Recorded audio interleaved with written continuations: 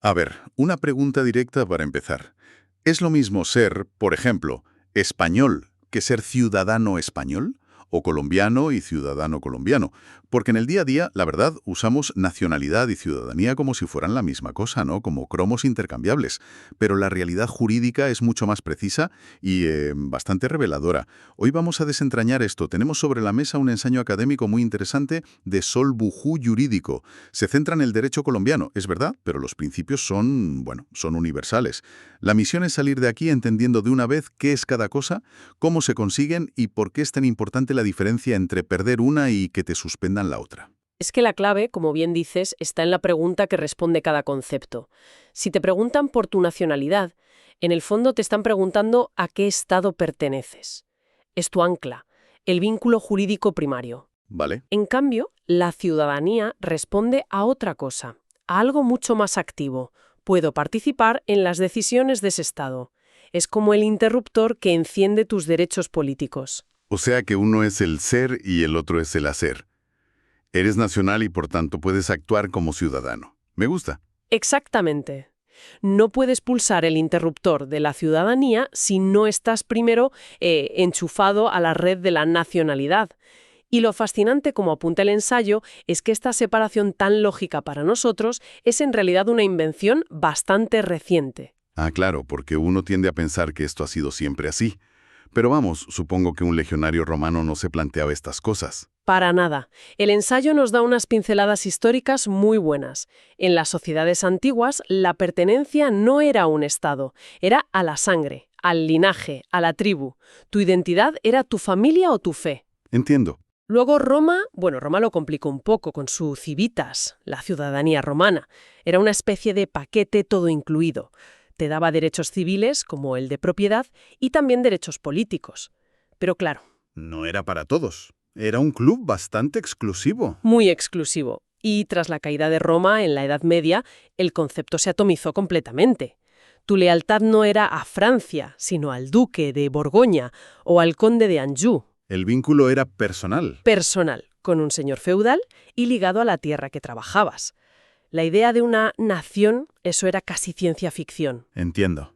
Entonces, ¿cuándo nace esta idea moderna de la nacionalidad como el gran paraguas que nos cobija a todos? El gran cambio, el Big Bang de todo esto, llega con la Ilustración y las revoluciones de los siglos XVIII y XIX. Ahí nacen los estados-nación modernos. Claro. De repente ya no eres súbdito de un rey, eres nacional de un país. Y eso lo cambia todo. Ese nuevo vínculo, la nacionalidad, te da derechos civiles básicos a cambio de deberes muy claros. Lealtad, defensa del territorio y, cómo no, Pagar impuestos. pagar impuestos para mantener la estructura. Exacto. Pero en ese momento, nacionalidad y ciudadanía todavía parecen ir de la mano. Si eras francés, podías participar en la política francesa, ¿no? En teoría sí, pero la separación técnica y clara que analiza el ensayo llega mucho después, con las constituciones del siglo XX. Ah, vale. El ensayo pone el foco en la colombiana de 1991. Es ahí donde se dice, un momento, vamos a poner orden. Una cosa es el vínculo fundamental, la nacionalidad, que tienes desde que naces, y otra muy distinta es la capacidad de ejercer derechos políticos, la ciudadanía, que se activa al cumplir ciertos requisitos. Vale, el ensayo propone una especie de tabla para aclarar esto. A ver si lo he entendido bien. Por un lado, la nacionalidad es tu vínculo jurídico. Es como tu ficha de socio del Club Colombia. Sí, me gusta la analogía. Y la tienes desde que naces. Por otro, la ciudadanía es el carnet que te permite votar en las juntas de socios. Y ese solo te lo dan a los 18. Es así de simple. Es una analogía perfecta, y se le pueden añadir más capas. La naturaleza de la nacionalidad es jurídica e identitaria. La de la ciudadanía es puramente política. ¿Vale? El origen, como decías, la nacionalidad se adquiere por nacimiento o por un acto de elección, como la naturalización. La ciudadanía, en cambio, es automática. Cumples 18 años siendo nacional y sin tener problemas con la justicia y ¡zas! Ya eres ciudadano, no hay que solicitarla. Y la función también es distinta. La nacionalidad me da, por así decirlo, el derecho a tener derechos. El derecho a un pasaporte, a la protección del Estado si estoy en el extranjero. Exacto. Es la puerta de entrada a todo lo demás. Mientras que la ciudadanía te da... Te da el poder. El poder de participar, de votar, de ser elegido, de influir en el rumbo del país. Es la herramienta para modelar el club del que ya eres socio. De acuerdo, creo que la distinción conceptual queda clara. Pero vamos a la práctica. Según el ensayo, ¿cómo se hace uno socio del Club Colombia? Pues, como en muchos países, hay dos grandes puertas de entrada. Por nacimiento. La primera es el ius soli, que en latín suena muy rimbombante, pero significa simplemente derecho de suelo. O sea que si naces en territorio colombiano, eres colombiano. Punto. Punto. Bueno, casi. ¿Hay excepciones? Los hijos de personal diplomático extranjero. Si el hijo del embajador de Alemania nace en Bogotá, no es colombiano, porque sus padres no están bajo la jurisdicción colombiana. Ah, claro. Están al servicio de su propio Estado. Es una cuestión de soberanía. Justo. Entendido. Nacer en Colombia te hace colombiano. Pero, ¿y el caso contrario? Si unos padres colombianos están trabajando en Japón y tienen un hijo allí, ¿ese niño pierde el vínculo? Para nada. Y ahí entra la segunda gran puerta.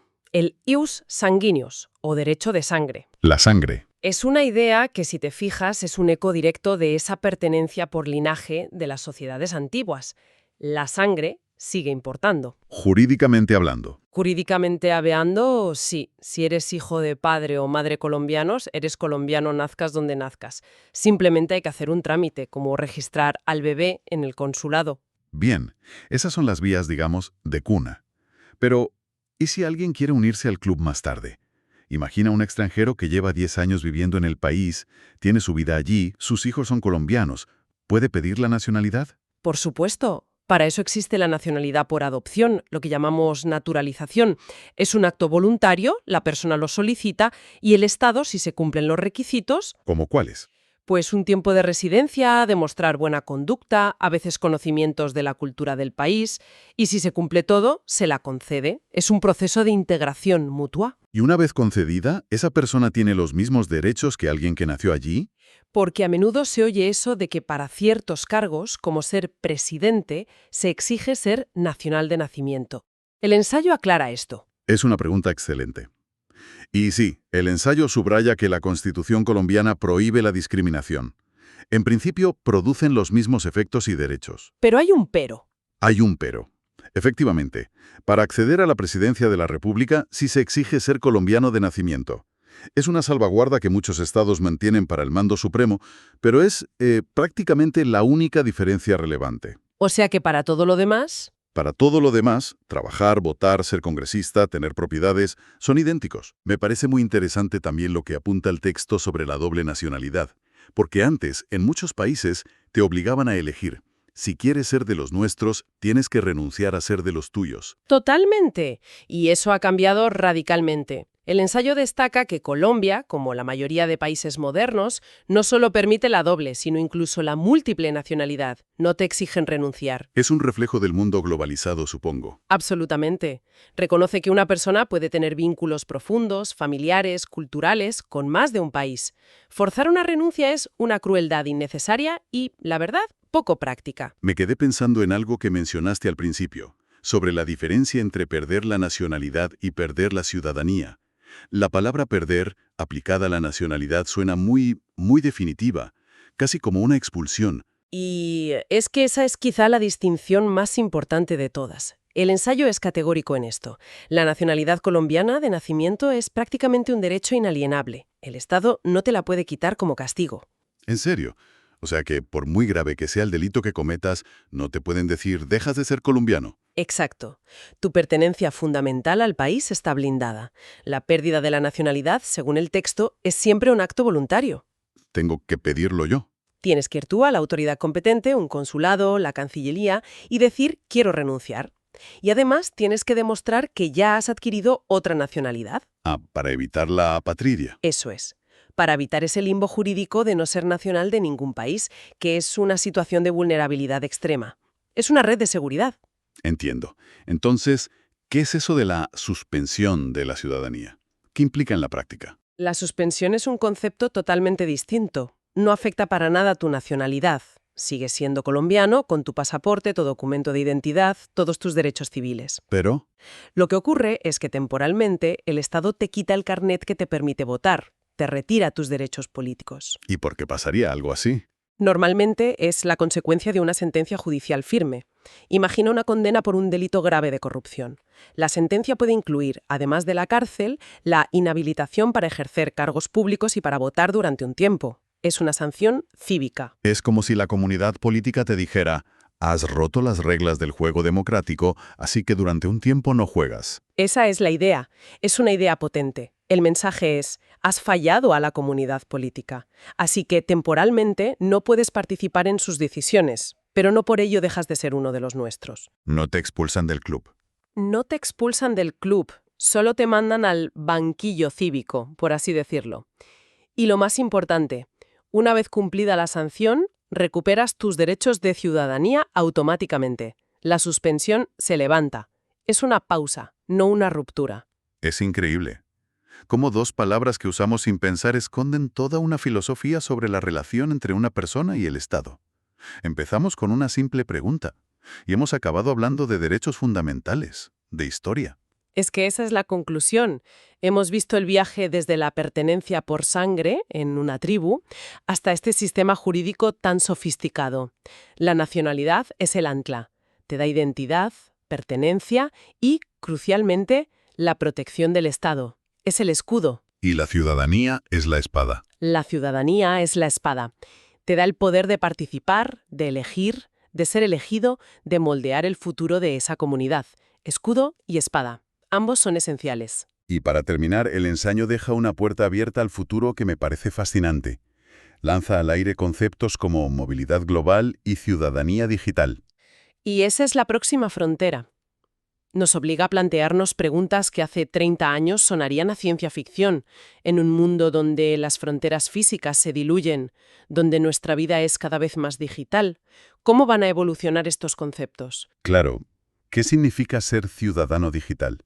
Si yo participo activamente en una comunidad online global, debatiendo y decidiendo sus normas, ¿es eso una forma de ciudadanía? Esa es la gran pregunta.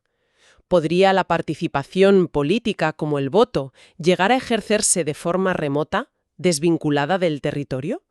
Y si damos ese paso, ¿qué nuevos derechos y deberes nacerían ahí? Si tienes derechos digitales, ¿tienes también impuestos digitales?